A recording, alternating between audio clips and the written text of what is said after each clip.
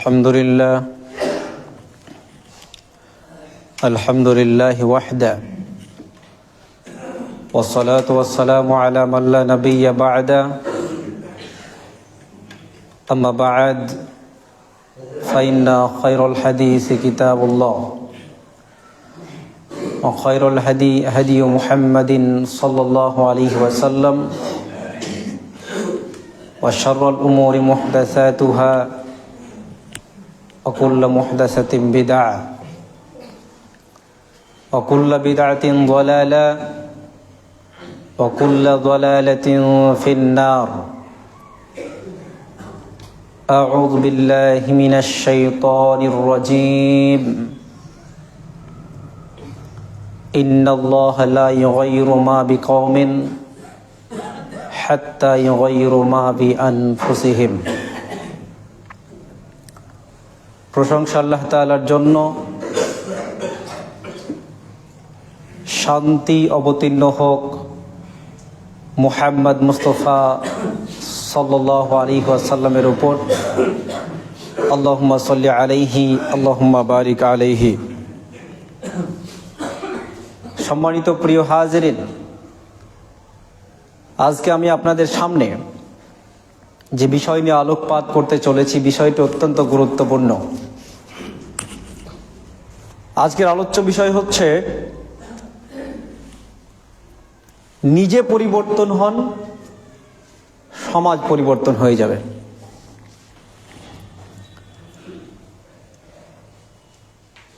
যদি আপনি চান সমাজের পরিবর্তন, তাহলে প্রথমতই আপনাকে নিজের পরিবর্তন সাধন করতে হবে।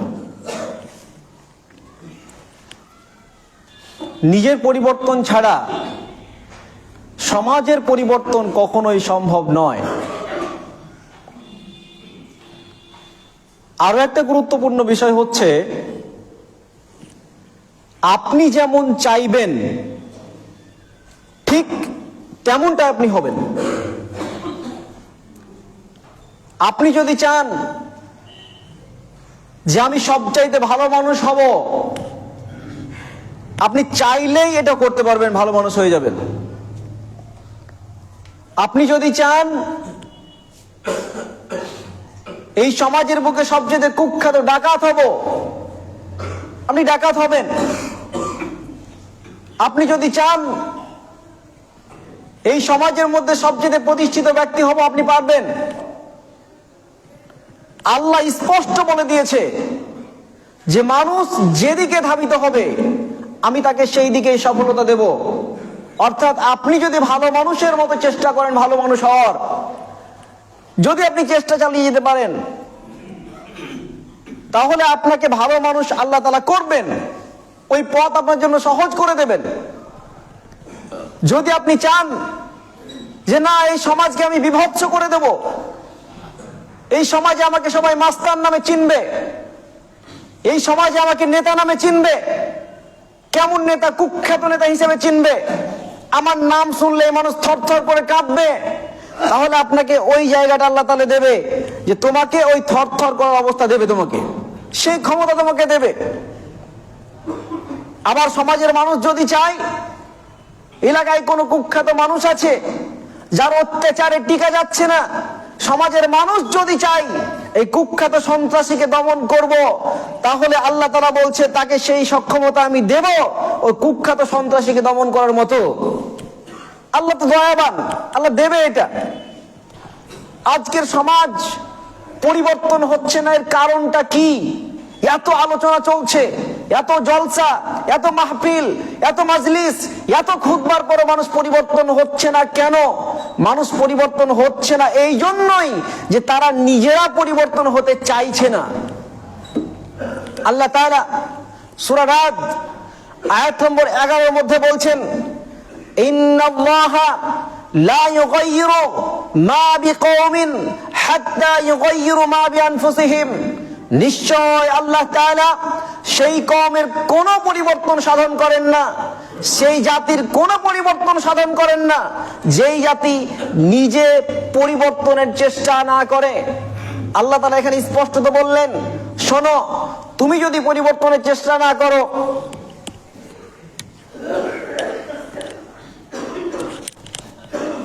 তুমি যদি পরিবর্তনের চেষ্টা না করো, তাহলে আল্লাহ বলছে আমি তোমাকে পরিবর্তন করব না।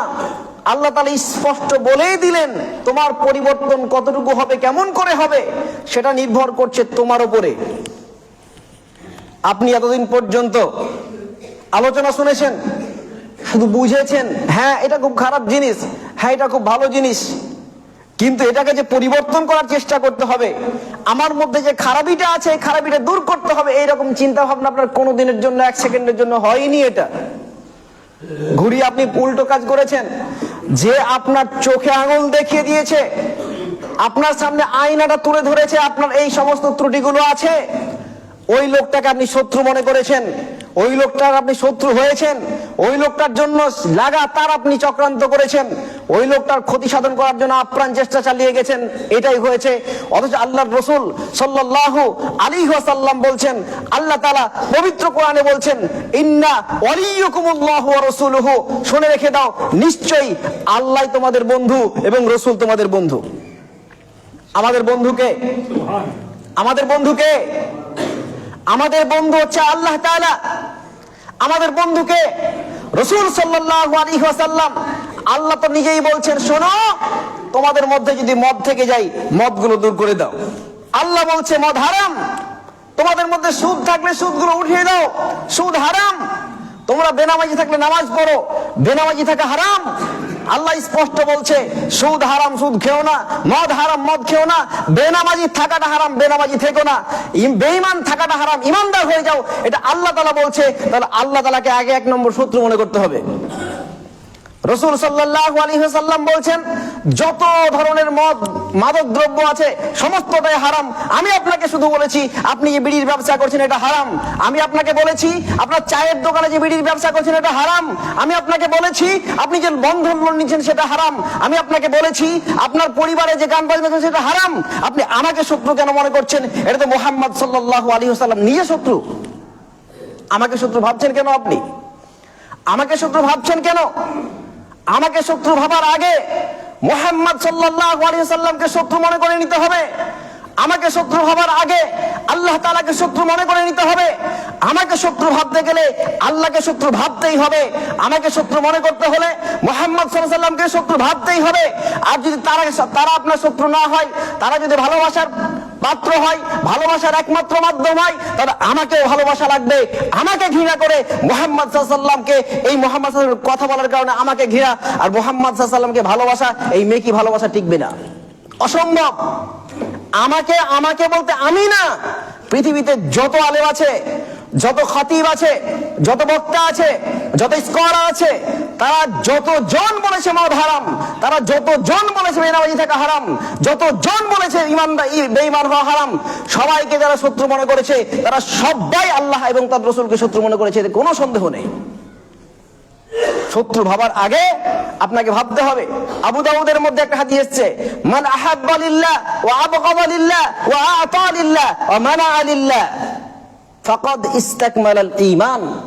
আল্লাহ তাআলা স্পষ্ট বলছে, যে ব্যক্তি, আল্লাহ রাসূল স্পষ্ট বলছেন, যেই ব্যক্তি আল্লাহর জন্য কাউকে ভালোবাসে, যেই ব্যক্তি আল্লাহর জন্য কাউকে ঘৃণা করে, যেই ব্যক্তি আল্লাহর জন্য কাউকে দান করে, যেই ব্যক্তি আল্লাহর জন্য কাউকে দান করে না, সেই ব্যক্তি ঈমানদার। সুবহানাল্লাহ বলেন। আল্লাহর জন্য ভালোবাসতে গেলে ঈমানদার হওয়া যায়, আল্লাহর জন্য ঘৃণা করতে গেলে ঈমানদার হওয়া যায়, আল্লাহর জন্য কাউকে দান করলে ঈমানদার হওয়া যায়, আল্লাহর জন্য কাউকে দান না করলে ঈমানদার হওয়া যায়। অর্থাৎ কাউকে ভালোবাসতে গেলে কাকে ভালোবাসতে হবে? কার জন্য ভালোবাসতে হবে বলেন, কথা বলেন? আল্লাহর জন্য। আমাকে যে ঘৃণা করছেন আপনি, আমাকে যে ভালোবাসেন আপনি, এই ভালোবাসাটা যদি আল্লাহর জন্য না হয় আপনি ঈমানদার না, কোনো সন্দেহ নেই।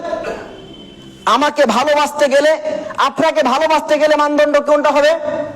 কোনটা মানদণ্ড বলেন, কথা বলেন? মানদণ্ড কি? আল্লাহ তাআলার মানদণ্ড হতে হবে। আল্লাহ যদি বলে যে তাকে ভালোবাসো, তাহলে ভালোবাসা লাগবে। আল্লাহ যদি বলে ঘৃণা করো, ঘৃণা করা লাগবে। আল্লাহ যদি বলে দান করো, দান করা লাগবে। আল্লাহ যদি বলে দান করতে হবে না, দান করা থেকে বিরত থাকতে হবে। এটাই হচ্ছে ইমানদারের কাজ, এটাই ইমানদারের কাজ। আমাকে অযথা শত্রু মনে করে লাভ নেই, আলেমদেরকে অযথা শত্রু মনে করে লাভ নেই। আল্লাহ তাআলা স্পষ্ট বলছে, শোনো, তুমি যদি চেষ্টা করো নিজের পরিবর্তন সাধন করার জন্য, আল্লাহ বলছে তোমার পরিবর্তন সাধন আমি করে দেব।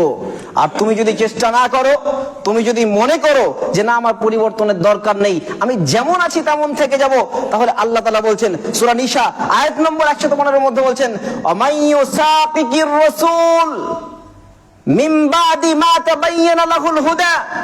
শোনো, যারা স্পষ্ট পথ, হুদা হিদায়াতের পথ প্রকাশ হয়ে যাওয়ার পরেও যারা মুহাম্মদ সাল্লাল্লাহু আলাইহি ওয়াসাল্লামের বিরোধিতা করে, ভালো করে শুনবেন, আল্লাহ বলছেন সূরা নিসার 115 নম্বর আয়াতের মধ্যে যে যারা হিদায়াতের পথ স্পষ্ট হওয়ার পরেও, সিরাতে মুস্তাকিম স্পষ্ট হয়ে যাওয়ার পরেও যারা মুহাম্মদ সাল্লাল্লাহু আলাইহি ওয়াসাল্লামের বিরোধিতা করে, তাদের বাবার স্পষ্ট বার্তা বলছেন, মা তাওয়াল্লা, তারা ওই দিকেই যাবে, নুয়াল্লিহি মা তাওয়াল্লা, তারা ওই দিকেই যাবে যেদিকে তারা ফিরে যেতে চায়, অনুসলিহি জাহান্নাম, এবং তাদের অবস্থান হচ্ছে জাহান্নামের মধ্যে। জাহান্নামে তাদেরকে পোড়ানো হবে, জাহান্নামে তাদেরকে ছাই করে দেওয়া হবে, নষ্ট করে দেওয়া হবে, ধ্বংস করে দেওয়া হবে, পুড়িয়ে পুড়িয়ে শাস্তি প্রদান করা হবে। এটা অত্যন্ত নিকৃষ্ট জায়গা।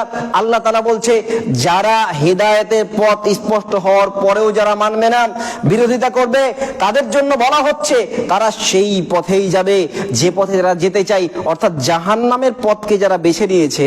ওকে আমি বলেছি, আপনাকে বলেছি, আপনার ছেলেকে আপনি থামান, আপনাকে বলেছি আপনার পরিবারকে বোঝান, আপনাকে বলেছি আপনি ফিরে আসুন, আপনি ফিরে আসেননি। আপনাকে বলেছি আপনি বেনামাজি থাকবেন না, এটা কাফিরদের আলামত। আপনাকে বলেছি আপনি মদ পান করবেন না, এটা মুশরিকদের আলামত। আপনাকে বলেছি আপনি মানুষের সাথে বেঈমানি করে কারো এক টাকা নেবেন না, আপনি নিয়েছেন। আপনি স্পষ্ট হয়ে যাওয়ার পরেও এগুলো করেছেন, মানে মুহাম্মদ সাল্লাল্লাহু আলাইহি ওয়াসাল্লামের বিরোধিতা লিপ্ত হয়েছেন, আপনি সরাসরি লিপ্ত হয়েছেন।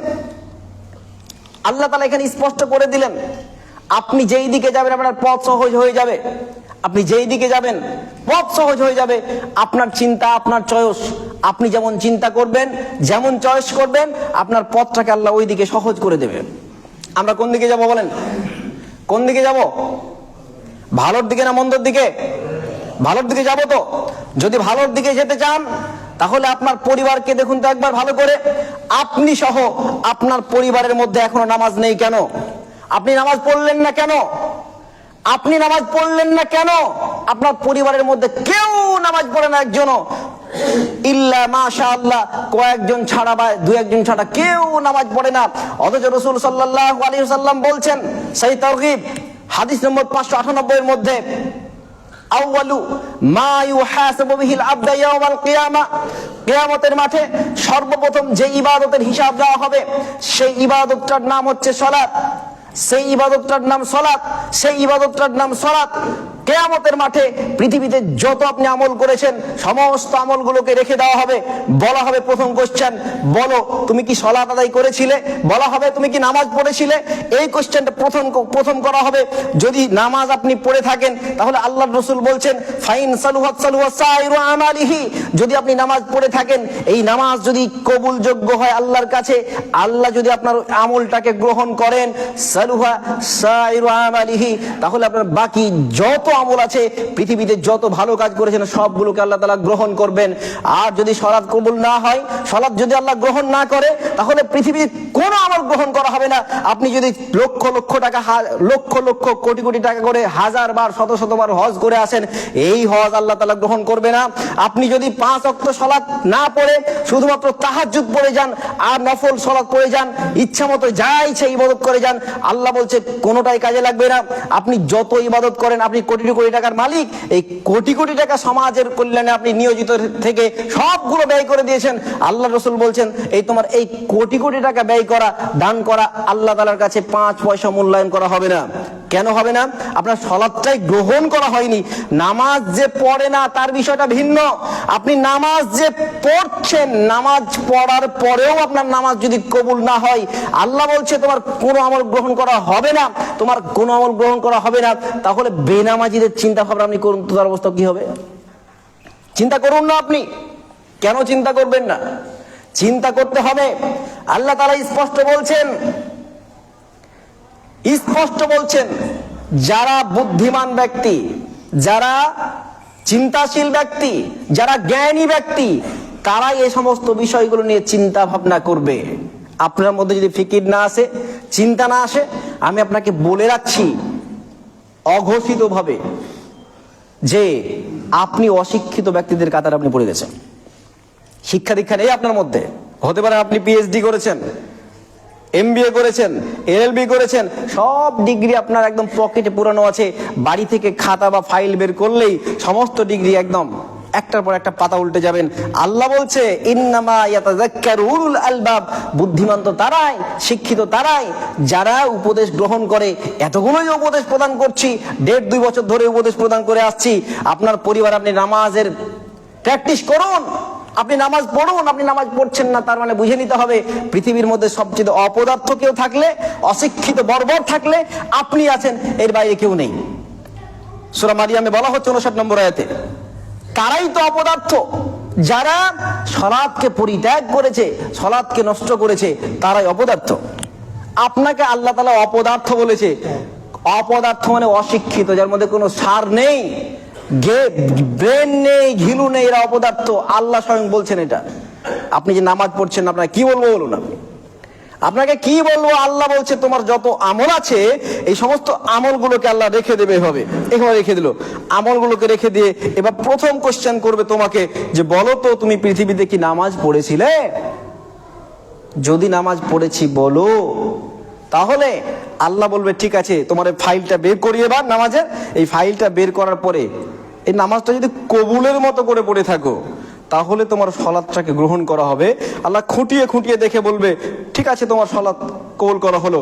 এবার বাকি আমলগুলো নিয়ে আসা হলো, বলা হবে এগুলো কবুল করা হলো, ওকে এবার জান্নাতে দাও। সুবহানাল্লাহ বলেন, সুবহানাল্লাহ। কিন্তু এবার আল্লাহ যদি বলে ফাইলটা নিয়ে এসো, তোমার সালাতটা একবার দেখি ভালো করে। সালাতটা চেক করার পরে মনে হলো ও তো নামাজ পড়তে গিয়েছিল মসজিদে, ঠিকই প্রেজেন্ট ঠিকই করা আছে, একদম প্রেজেন্ট ভালো করে করা আছে, হ্যাঁ নামাজে উপস্থিত হয়েছিল, কিন্তু দেখা যাচ্ছে ও নামাজ পড়তে গিয়েছে ইমাম সাহেবের ভুল ধরার জন্য। প্ল্যানই ছিল যে মসজিদে যাব, দেখি ইমাম সাহেব কি করছে, ইমাম সাহেব কি করছে এটা ভালো করে দেখতে যাব। ওর প্ল্যানই কেরাত চলছে, ইস এই জায়গাতে ভুল করে দিল, ভাবছে এটাকে নিয়ে এই চায়ের দোকানে ঝড় তুলতে হবে। কোন একজন প্রতিবেশীর সাথে ঝামেলা হয়েছে, বাড়ি থেকে নিয়ত করে এসেছে আজকে যাব আমি, আজকে গিয়ে দেখছি আমার তো অনেক শত্রুতা করেছে, আমার ক্ষতিটা করেছে, আমি ওর ক্ষতিটা ভালো করে দেখছি। এখানে কিছু একটা পেয়ে বাইরে গিয়ে বলছে 5 ওয়াক্ত নামাজি মানুষ, এটা ওটা করে বেড়াচ্ছে। ওর নামাজ হয়েছে, ওর নামাজ হয়েছে, নামাজ হবে। যে ইমামের পেছনে তুমি নামাজ কবুল করার চিন্তা ভাবনা করো, যে ইমামের পেছনে 5 ওয়াক্ত নামাজ পড়ো, শুধুমাত্র অন্য কোনো উদ্দেশ্য ছাড়াই, সামান্য দুনিয়াবি কোনো একটা বিষয় নিয়ে, ব্যক্তিগত কোনো একটা বিষয় নিয়ে সারা দিন রাত তাকে নিয়ে সমালোচনা করা হচ্ছে কেন? যার সাথে দিন রাত কাঁধের সাথে কাঁধ মিলিয়ে নামাজ পড়ো, যার সাথে দিন রাত চলাচল করো, তার সাথে শুধুমাত্র সামান্য একটা বিষয়কে কেন্দ্র করে কেন এত শত্রুতা পোষণ করা হবে? কেন নামাজের মধ্যে তাকে নিয়ে চিন্তা ভাবনা করা হবে? কেন নামাজ পড়ে তার ব্যাপারে সমালোচনা করা হবে? আল্লাহ যদি এগুলো দেখে নেয়, তাহলে বলবে এবার ফাইলটা খুলে দেখি, তুমি তো নামাজ পড়েছো আর চিন্তা ভাবনা ওটাই করেছো, তাহলে তোমার নামাজটা গ্রহণ করে কিভাবে? তোমার নামাজ গ্রহণ করা হবে না। আল্লাহ বলছেন, আল্লাহ রাসূল বলছেন মান আহাব্বা লিল্লাহ ওয়া আবগাদা লিল্লাহ ওয়া আতা লিল্লাহ ওয়া মানাআ লিল্লাহ ফাকাদ ইসতাকমালাল ঈমান। যেই ব্যক্তি আল্লাহর জন্য কাউকে ভালোবাসে, যেই ব্যক্তি আল্লাহর জন্য কাউকে ঘৃণা করে, যেই ব্যক্তি আল্লাহর জন্য কাউকে দান করে, যেই ব্যক্তি আল্লাহর জন্য কাউকে দান না করে, সেই ব্যক্তি ঈমানদার, সেই ব্যক্তি ঈমানদার, সেই ব্যক্তি ঈমানদার। আপনি কিসের আল্লাহর জন্য ভালোবাসেন বলেন? আপনি আল্লাহর জন্য ভালোবাসা লাগবে, আপনাকে আল্লাহর জন্যই ভালোবাসতে হবে। তাহলে আল্লাহর জন্য যদি ভালোবাসেন, জান্নাত অনিবার্য, যদি কোনো সন্দেহ নেই, কোনো সন্দেহ নেই, আপনি জান্নাত যাবেন। ভালোবাসতে হবে কার জন্য? কার জন্য ভালোবাসতে হবে? আল্লাহর জন্য। চলুন, নামাজ বললাম প্রথমত আপনার কোনো আমল গ্রহণ করা হবে না, এটা জানেন ভালো করে। তারপরেও আপনি নামাজ পড়ছেন না, বুঝে নিতে হবে আপনি কোন জায়গাতে আছেন। চলুন, সহিহ মুসলিম হাদিস নম্বর 233, এখানে বলা হচ্ছে আস-সালাওয়াতুল খামস, আস-সালাওয়াতুল খামস ওয়াল জুমআতু ইলাল জুমআ ওয়ার রমাদানু ইলাল রমাদান মুকাফফিরাতুন লিমা বাইনাহুন্না ইযা ইজতুনিবাতিল কাবাইর রাসূল আকরাম সাল্লাল্লাহু আলাইহি ওয়াসাল্লাম সাল্লামটা জোরের সাথে বলেন, সাল্লাল্লাহু আলাইহি ওয়াসাল্লাম তিনি বলছেন, আস-সালাওয়াতুল খামস, 5 ওয়াক্ত সালাত, ওয়াল জুমআতু ইলাল জুমআ, রমাদানু ইলা রমাদান, মুকাফফিরাতুন লিমা বাইনাহুন্না ইযা ইজতুনিবাতিল কাবাইর। আল্লাহ রাসূল বললেন, 5 ওয়াক্ত সালাত যেই ব্যক্তি পড়ে, এক জুমা থেকে অপর জুমা পর্যন্ত, এক রমাজান থেকে অপর রমাজান পর্যন্ত, এর মাঝখানে যত অপরাধ সে করেছে সমস্ত অপরাধ আল্লাহ তাআলা ক্ষমা করে দেন, সমস্ত অপরাধ ক্ষমা করে দেন, সমস্ত অপরাধ ক্ষমা করে দেন। সুবহানাল্লাহ, আল্লাহু আকবার। যদি আপনি 5 ওয়াক্ত সালাত পড়েন, ধরেন এখন জুমার ওয়াক্ত আছে, যদি আপনি 5 ওয়াক্ত সালাত পড়েন, এখন জোহরের ওয়াক্ত, এই জোহর থেকে নিয়ে আসর যেতে যতটা সময়, যদি 2 ঘন্টা 3 ঘন্টা সময় থাকে, এই 3 ঘন্টা সময়ের মধ্যে যত আপনি পাপ করেছেন, আল্লাহ রাসূল বলছেন যে জোহরে নামাজ পড়েছে, আসরে নামাজ পড়লো, এর মাঝখানে যত পাপ করেছে একটা পাপও থাকবে না। যদি কেউ আসরে নামাজ পড়ে, মাগরিব নামাজ পড়লো, আসর থেকে মাগরিব পর্যন্ত যত দূরত্ব গ্যাপ আছে, এর মাঝখানে যত অপরাধ করেছে, যদি সে আল্লাহর কাছে যায়, মসজিদে গিয়ে নামাজ পড়ে, আসরে পড়েছে, মাগরিব পড়ে, তাহলে আসর থেকে মাগরিবের মধ্যে যত পাপ করেছে আল্লাহ তাআলা মাগরিব নামাজ পড়ার জন্য তাকে ক্ষমা করে দেবেন। যদি কেউ মাগরিব থেকে এশা পড়েন, এর মাঝখানে যত পাপ আছে আল্লাহ তাআলা ক্ষমা করবেন। এবার এশা থেকে নিয়ে ফজর পর্যন্ত কেউ যদি ফজরের জামাত অ্যাটেন্ড করে, এই যত পাপ আছে আল্লাহ সব পাপকে ক্ষমা করে দেবেন। সুবহানাল্লাহ। কন্ডিশন একটা আছে, ইজা ইজতুনিবাতিল কাবাইর, যদি কেউ কবিরা গুনাহ না করে, যদি কেউ বড় গুনাহ না করে। আবারও বলছি, 5 ওয়াক্ত সালাত, এক জুমা থেকে অপর জুমা, এক রমাজান থেকে অপর রমাজান, যত পাপ আছে সব ধুয়ে মুছে সাফ হয়ে যাবে। শর্ত হচ্ছে ইদা ইজতুনিবাতিল কাবাইর, এই কাবিরা গুনার জন্য এই নামাজ দিয়ে পাপ হবে না, এই নামাজ দিয়ে কাবিরা গুনাহ মাফ হবে না। এই নামাজ দিয়ে কাবিরা গুনাহ মাফ যদি হতো, ইদা ইজতুনিবাতিল কাবাইর, এই শর্ত আল্লাহ রাসূল জুড়তেন না। এর মাঝখানে যত নাকি ছোট ছোট অপরাধ আছে, যত ছোট অপরাধ আছে, ছোট পাপ আছে, সমস্ত ছোট পাপ, ছোট অপরাধগুলো আল্লাহ ক্ষমা করবেন। বড় কোনো পাপ করলে তার জন্য স্পেশাল তওবা করা লাগবে। এই তওবা ছাড়া নামাজ দিয়ে ওই পাপ ক্ষমা হবে না। বড় পাপ কি? বড় পাপ গীবাত করা, বড় পাপ চায়ের দোকানে ঝড় তোলা, বড় পাপ সমালোচনা করা, বড় পাপ ষড়যন্ত্র করা, বড় পাপ ছোট করা, বড় পাপ বদনাম করা, এগুলো সব বড় পাপ। বড় পাপ জেনা ব্যভিচার করা, বড় পাপ হচ্ছে শিরক করা, বড় পাপ অন্যান্য অনেকগুলো পাপ আছে, এগুলো সব বড় পাপ। যদি আপনি হাতের মধ্যে এখন আংটি রেখে থাকেন, এটা হচ্ছে বড় পাপ। কোন আংটি? অষ্টধাতুর আংটি। যদি আপনি হাতের কবজিতে বালা বাঁধেন, বড় পাপ, এর জন্য তওবা করা লাগবে। যদি কোনো মাজারে গিয়ে চাদর চড়ান, এটা বড় পাপ, তওবা করা লাগবে। যদি কোনো মানুষের এক টুকরা জিনিসকে আপনি নিয়ে নেন, এর জন্য তওবা করা তো লাগবেই লাগবে, তার কাছে ক্ষমা চাওয়া লাগবে। এর জন্য আর নামাজ দিয়ে হবে না।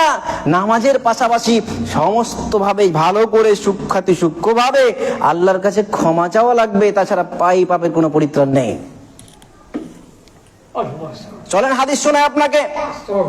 সহিহুল বুখারী হাদিস নম্বর 528, আল্লাহ রাসূল বলছেন, আরাআইতুম লাউ আন্না নাহরান বিবাবি আহাদিকুম, আল্লাহ রাসূল বলছেন, যদি তোমাদের বাড়ির পাশে একটি নদী থাকে, ইয়াগতাসিলু কুল্লা ইয়াউমিন খামসা মাররা, ইয়াগতাসিলু মিনহু কুল্লা ইয়াউমিন খামসা মাররা, এবং সেই নদীতে প্রতিদিন যদি 5 বার কেউ গোসল করে, তোমাদের কারো বাড়ির পাশে যদি একটি নদী থাকে এবং সেই নদীতে সেই ব্যক্তি যদি দিনে 5 বার প্রতিদিন গোসল করে, হাল ইয়াবকা মিন দারানিহি শাই, বলতো সেই ব্যক্তির শরীরে কোনো ময়লা বা নোংরা লেগে থাকবে কিনা? রাসূল আকরাম সাল্লাল্লাহু আলাইহি সাল্লাম যখন কোশ্চেনটা করলেন, সাহাবায়ে কেরাম বলছেন, লা ইয়াবকা মিন দারানিহি শাই, না না না না, সেই দেহে তো কোনো অপবিত্রতা থাকতে পারে না, সেই দেহে ময়লা লেগে থাকতে পারে না, যেই দেহ প্রতিদিন দিনে 5 বার গোসল করে।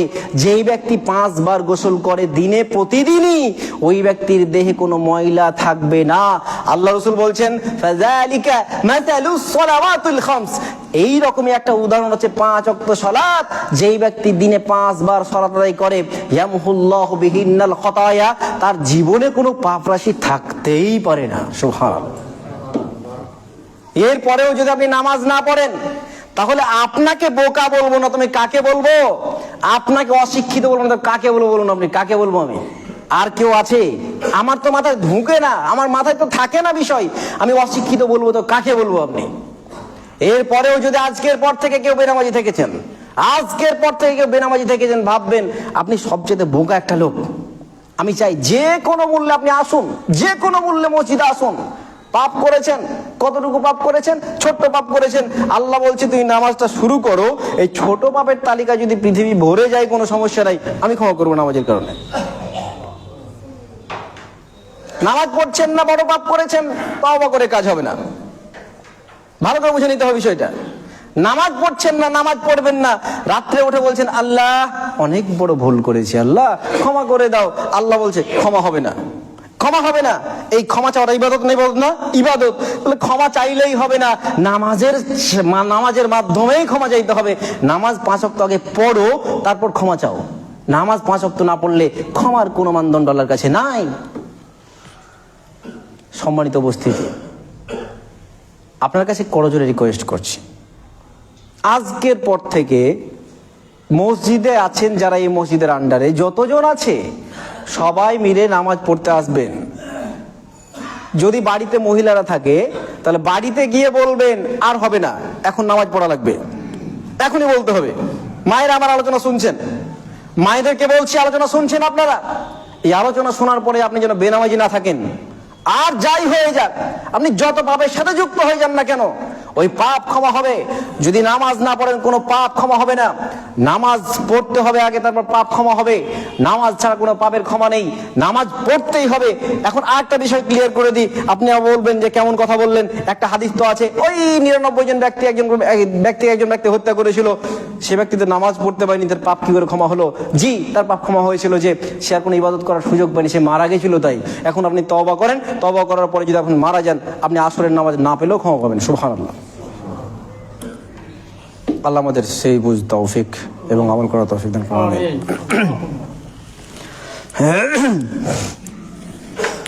আলহামদুলিল্লাহি ওয়াহদা ওয়াসসালাতু ওয়াসসালামু আলা মান লা নাবিয়্যা বা'দা, আম্মা বা'দ, ফাউযু বিল্লাহি মিনাশ শাইতানির রাজীম। ইন্নাল্লাহা লা ইউগায়্যিরু মা বিকওমিন হাত্তা ইউগায়্যিরু মা বিআনফুসিহিম।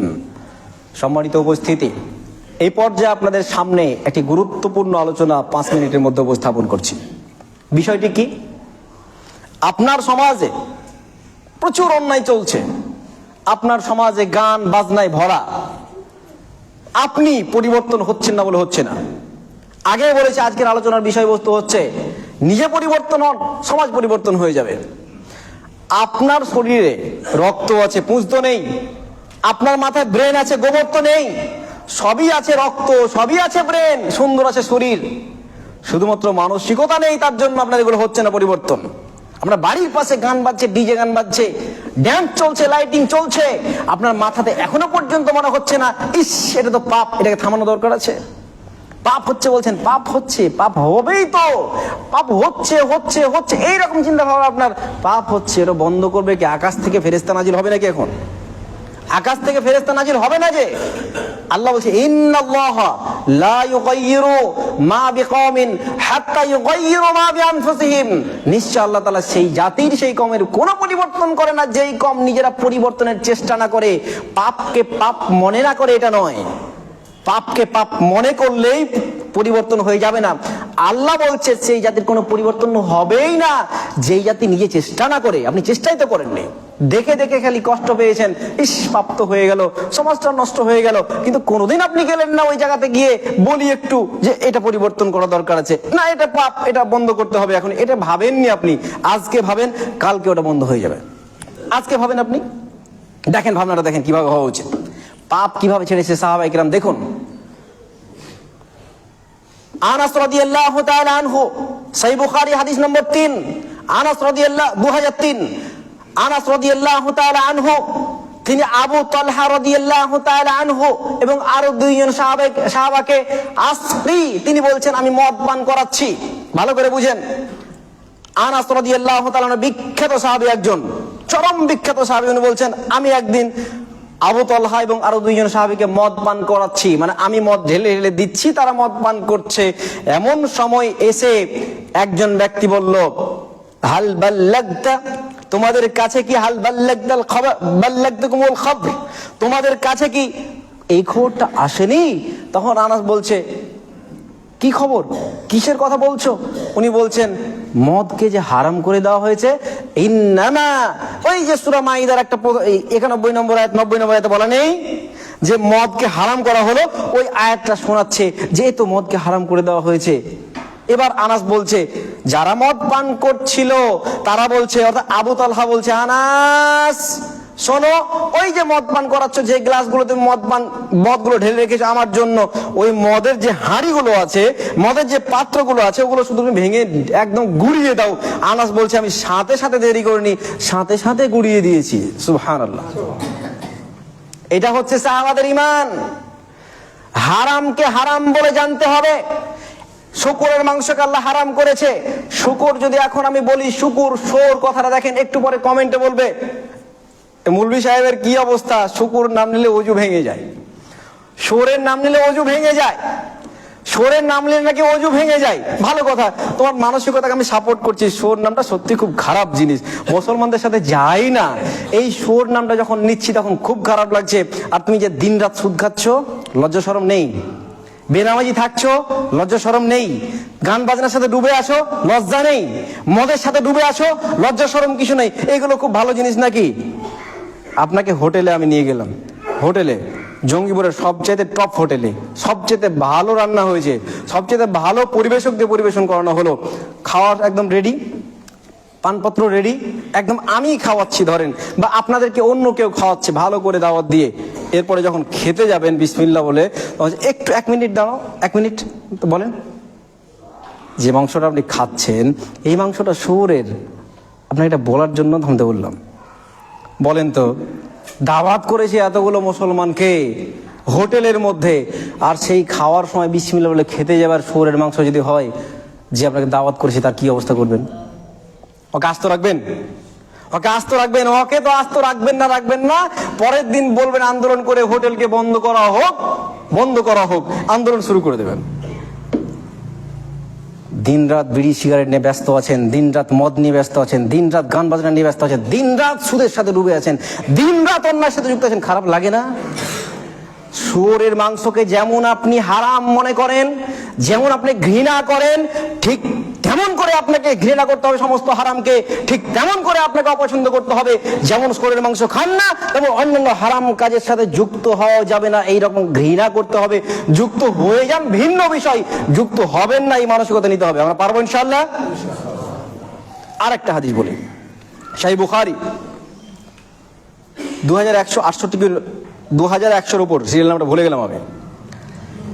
আবু বকর রাদিয়াল্লাহু তাআলা আনহু, আয়েশা সিদ্দিকা রাদিয়াল্লাহু তাআলা আনহা বর্ণনা করছেন, আমার আব্বা বসে আছে, আর একজন দাস আসলো।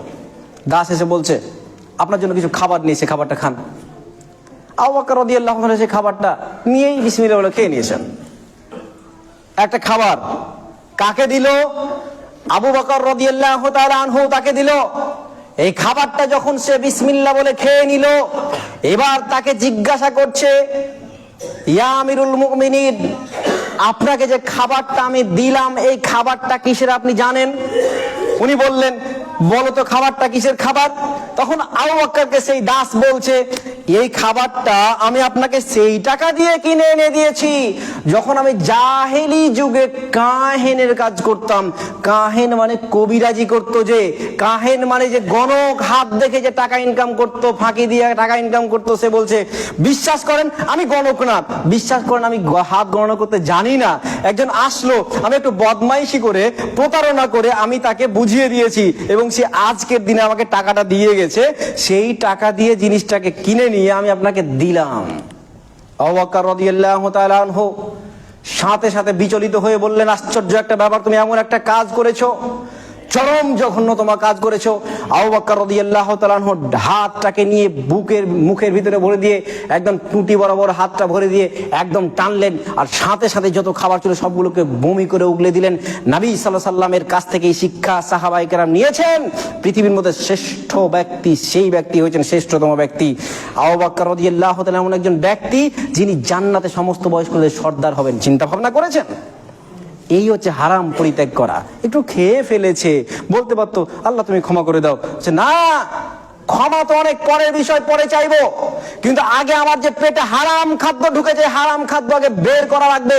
তাই তিনি হাতের সাথে কি করলো, মুখের ভিতরে কি করলো, হাতটাকে ভরে দিয়ে সাথে সাথে সমস্ত খাবারকে বমি করে ফেলে দিলেন। সুবহানাল্লাহ।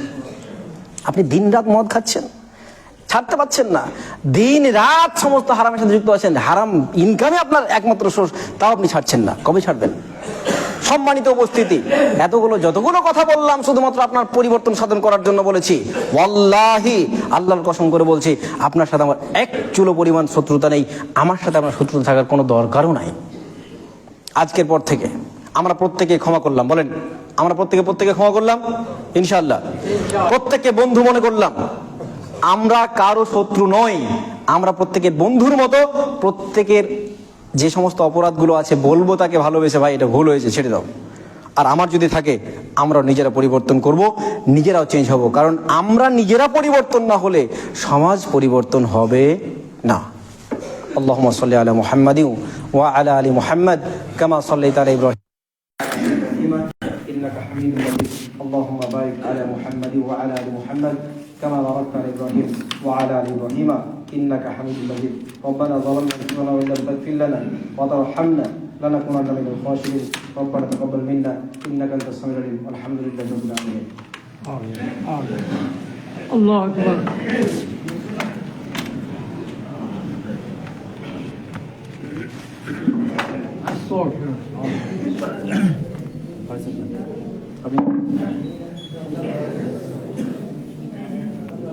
আপনি যান, আগে যান, নামাজ পড়ুন। চলে মিটিয়ে দিয়ে যান।